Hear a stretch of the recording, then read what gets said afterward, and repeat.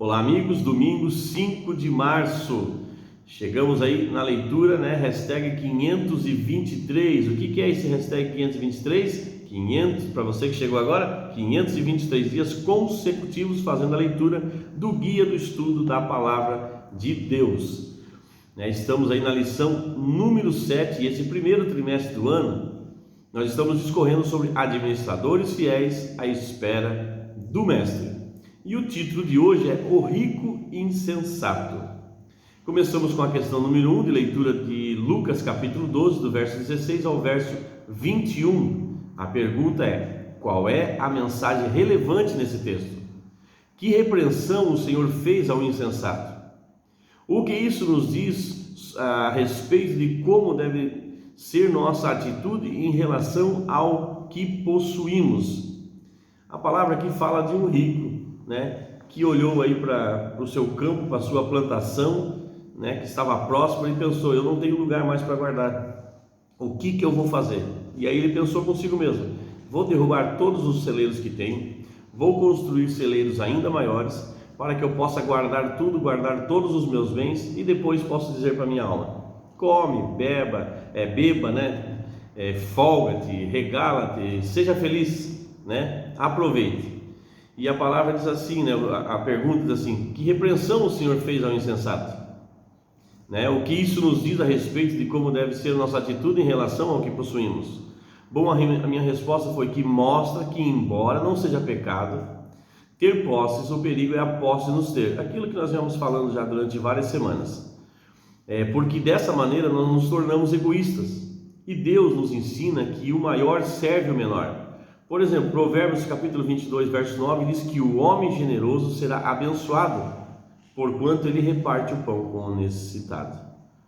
Então significa que quanto mais abençoamos, mais abençoados nós somos. Quanto menos egoístas nós somos, mais bênçãos de Deus nós temos. Não precisamos aí ficar com medo de que vamos abençoar os outros e vamos empobrecer fazendo isso. Não é sábio pensar dessa maneira. Embora a mensagem seja mais ampla do que isso, pode-se argumentar que essa história fala sobre o que não fazer na aposentadoria.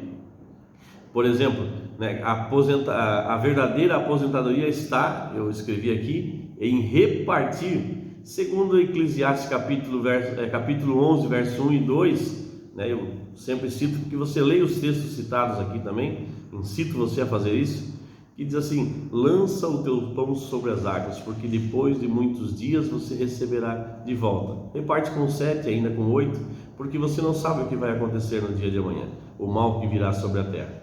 Então a nossa verdadeira aposentadoria não é apenas juntar, mas é, acima de tudo, repartir.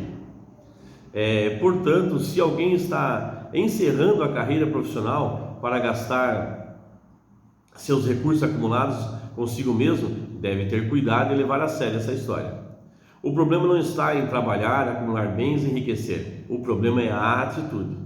As palavras descanse, coma, beba e aproveite a vida expressam o verdadeiro problema, Lucas 12, 19.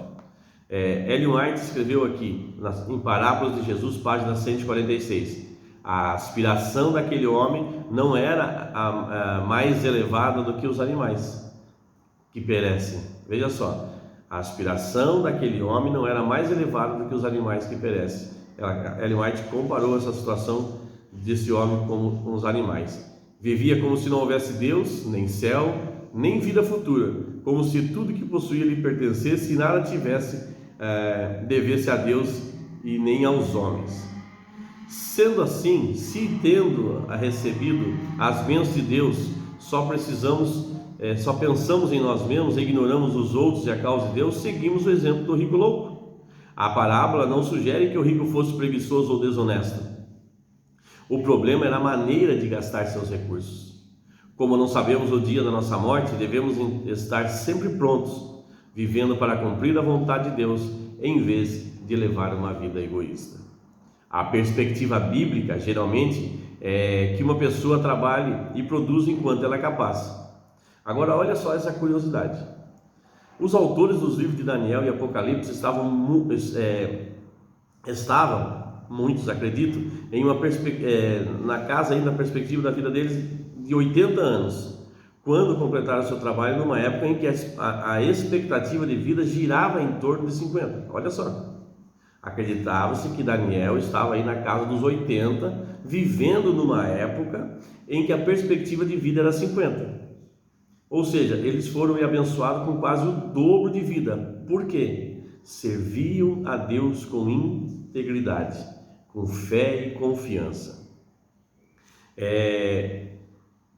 Ellen White publicou alguns de seus livros mais conhecidos, mais amados, como O Desejado de Todas as Nações, após os seus 70 anos. Portanto, na medida do possível, a idade não deve nos impedir de sermos produtivos e nem de fazer o bem. Já estou velho, estou cansado, agora vou aproveitar minha aposentadoria. Não é sábio pensar assim, a palavra está nos orientando. Jesus aconselhou aqueles que aguardavam sua segunda vinda a não apenas vigiar, mas continuarem trabalhando também. Mateus 24, versos 44 ao 46. Questão de rodapé: não importa a nossa idade nem a soma de nossos bens. Como evitar a armadilha do insensato? Pergunte a si mesmo: qual é o meu propósito de vida? Eu respondi essa também, mesmo sendo pessoal. Somos chamados para sermos mãos para o nosso próximo. Esse é o objetivo do sermão pregado, né? O sermão pregado, o objetivo do sermão pregado é sermos mão para o próximo, deixarmos ser usados por Deus para clarear a mente dos nossos ouvintes. Amém, amados? Vamos ser mão então? Vamos orar? Amado Deus e Pai, obrigado pela Tua palavra, Senhor. Pai, que nós não sejamos egoístas, que nós realmente possamos ouvir a Tua palavra e entender e praticarmos, Senhor. Porque a Tua palavra nos diz: mais bem-aventurado é dar do que receber. Que nós somos mais felizes quando damos do que quando recebemos. Que nós realmente possamos entender isso hoje, no nome de Jesus. Amém. Abraço, meus amigos, e abraço aí aos nossos amiguinhos. E lembrem-se, você que ainda não é inscrito no nosso canal, inscreva-se, curta, compartilhe, ative as notificações, porque todos os dias você recebe uma palavra de esperança, de direção na sua vida, que dá norte para as nossas vidas e pode mudar o fim de uma geração.